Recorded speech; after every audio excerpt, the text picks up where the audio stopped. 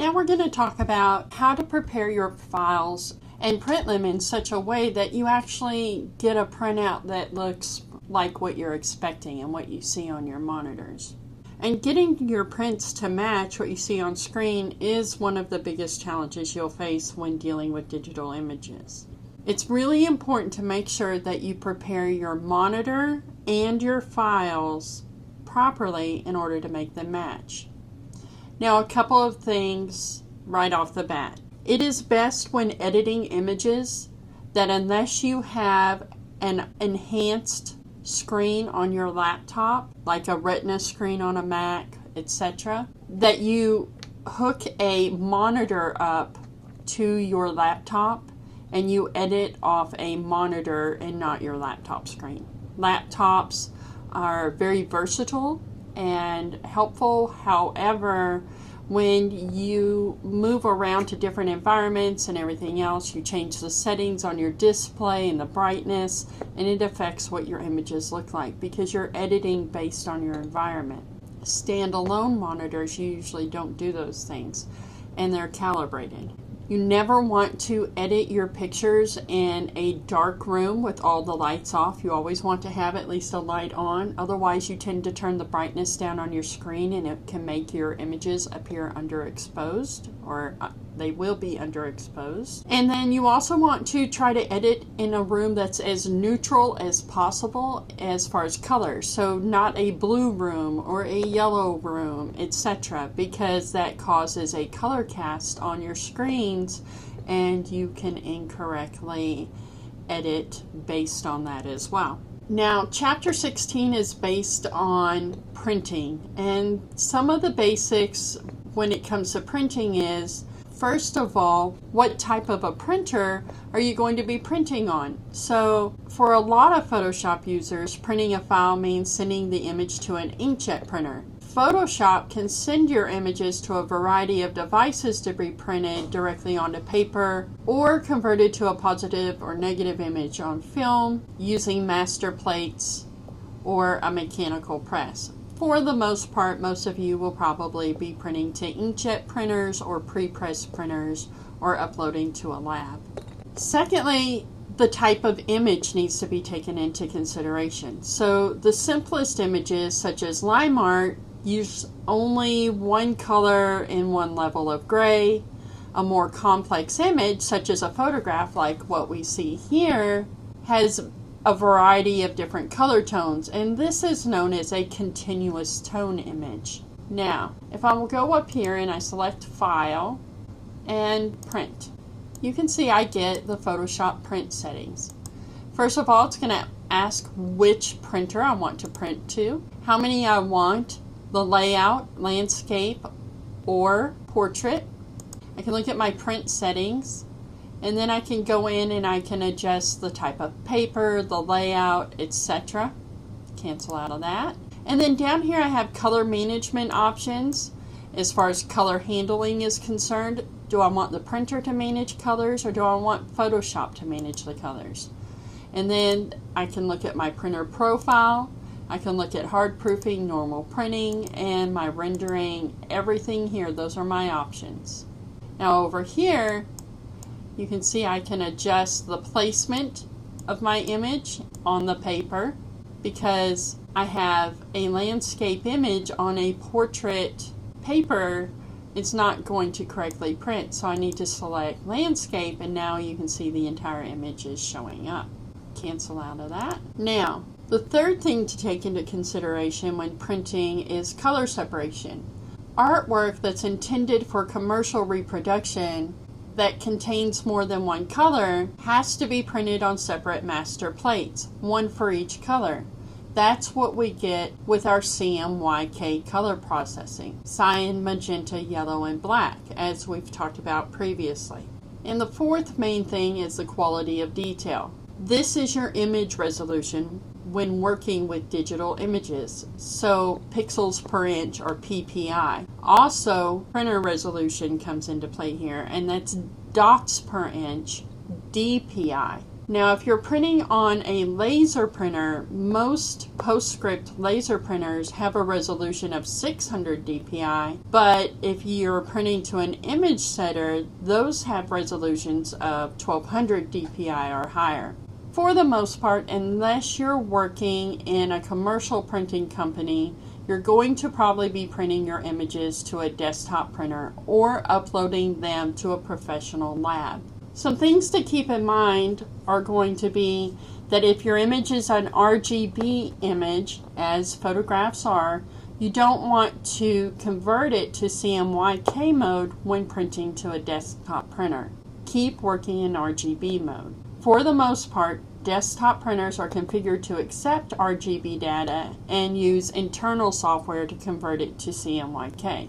If you do convert it to CMYK, then the printer is still going to do a conversion, and that's going to skew the results. Now, to produce your screen colors accurately on a printout, it's important to remember to incorporate color management into your workflow. And this means that you're going to need to calibrate your monitor and your laptop screen. Ideally, the best thing to do would be also to create a custom profile specifically for each printer and paper that you use. But you can get decent results without doing that. So, to print, essentially you can go File, you can come down, you can select Print, which displays the print dialog box, which we reviewed earlier, where you can preview your print and set options. Cancel out that. There's also File, Print one copy, which will just print a copy of whatever you have on the screen without displaying a dialog box. So if I click Proceed, it'll print my image. Now, we've discussed monitor calibration, and you can purchase a variety of different things for calibrating your monitor. There's Color Monkey, Spiders, X-Rite, a lot of different monitor calibration systems out there. If you are doing design and photography professionally, then you really do need to either rent a color calibration system or purchase one. And essentially what it does is these little mechanical arms or hands are attached to the front of your screen, and they go over each of these color checkers and calibrate your monitor for accuracy. Now, if you need to scale the print size of an image when you print it, let's go back to File and Print. If I scroll down, you can see in Position and Size, I can scale this down maybe to 70% and have it fit a little bit better. I can scale it to fit my media by clicking the checkbox. As far as position, I can center my image or choose not to, either way. But if I select scale, then adjusting the scale by percentage and centering the image is no longer an option. I can just print a selected area, so then if I come in and make adjustments, it will only print what I've got selected. I can add corner crop marks, printing marks, registration marks, all of those things to my printout by checking the boxes here. I can go in and edit and place a description. And if I come down, you can look at the functions. Remember earlier I discussed that you could print to a negative. And then PostScript options, you can print calibration bars or interpolation, etc. So there's a lot of functionality available within your print settings dialog box. Now, if you get a warning that your image is larger than the printable area of the paper, click Cancel and then choose File and Print and select Scale to Fit Media. And that will take care of the issue for you. And again, that's under Position and Size. And you just scroll down using the scroll bar here on the right. Now, if you have vector data that you want to include, then you would just again choose File, Print, scroll all the way down to your PostScript options, and select Include vector data. However, I don't have any on this image. Let me go ahead and add a shape or something. There we go. File, print, come down to PostScript options, and now I can include vector data. Now, as a default, that is automatically checked. If you don't want to include the vector data, then you can uncheck that and it won't print. Now, for chapter 16, you're going to resize an image. On page 725 are the directions. You're going to follow steps 1 through 8 on pages 725 and 726. So this will be 16A underscore your last name underscore print, and then this is a TIFF file, so you'll follow the directions under the saving for that file format. Now for 16B, you are going to follow the directions on page 728, 729, and 730 for printing a PDF and saving as a PDF. So you'll follow steps 1 through 12 on pages 728 through 730.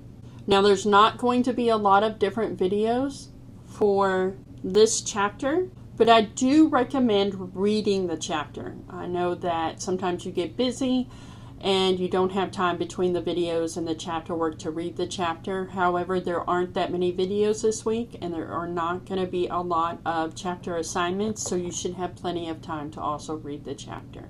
Now, the last thing that you're going to do is you're going to need to print a contact sheet. I'm going to cancel out of this.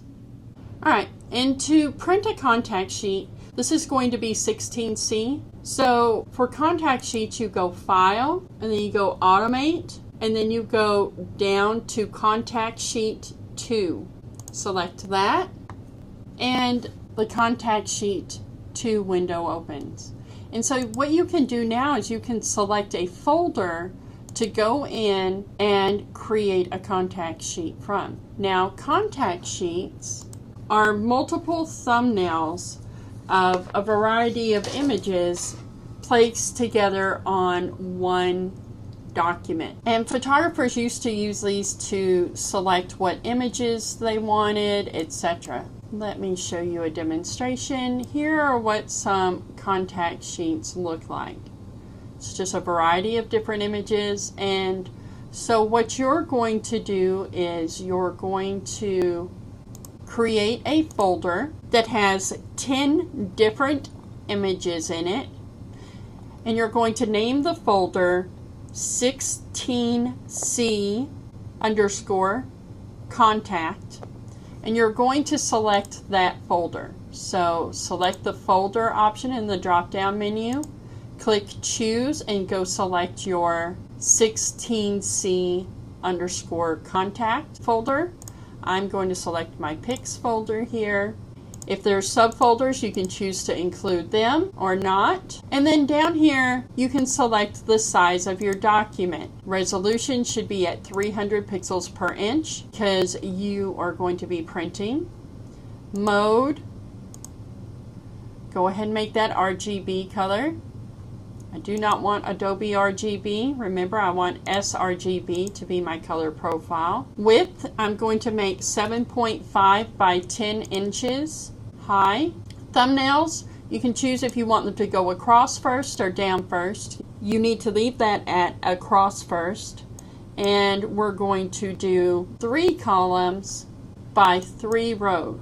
And we'll select 4 columns, 3 rows, because remember, you're going to have 10 images. You can select rotate for best fit. However, I want my images to be on there correctly, so I'm not going to select that. Use auto spacing. And if you want your captions listed, so the name of the files, then you will select this option. And if you uncheck the box, then it will not print the file names. But have your file names as a caption. Go ahead and set that to Arial Black, size 12 point regular font. Okay, so here's your settings for your contact sheet. You will have a different folder because it will be your 16C folder that you're creating with 10 images in it.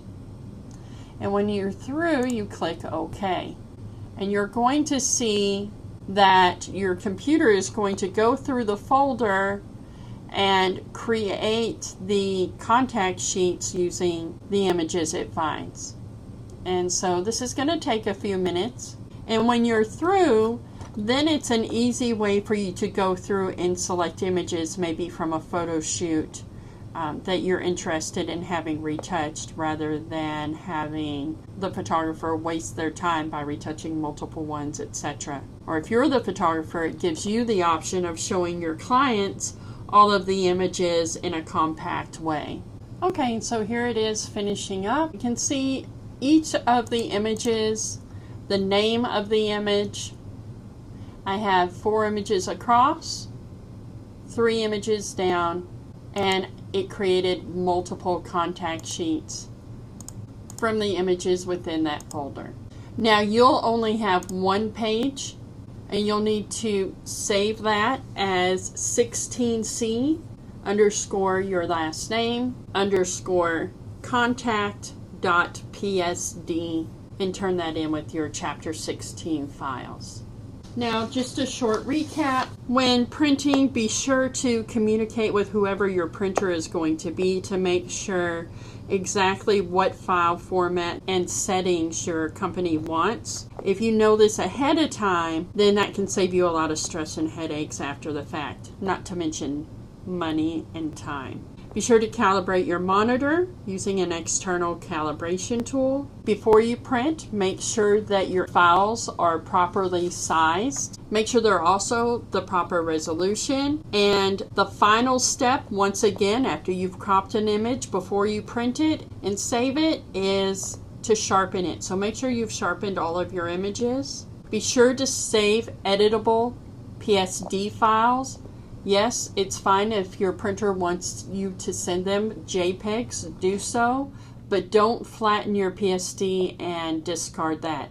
Keep a separate PSD file and then create a JPEG file separate from that. Use paper and printer specific profiles when printing proofs, and know what your target color mode is going to be. So if it's RGB for your expanded gamut printers, or if it needs to be CMYK for a pre-press printer, know what you're supposed to have.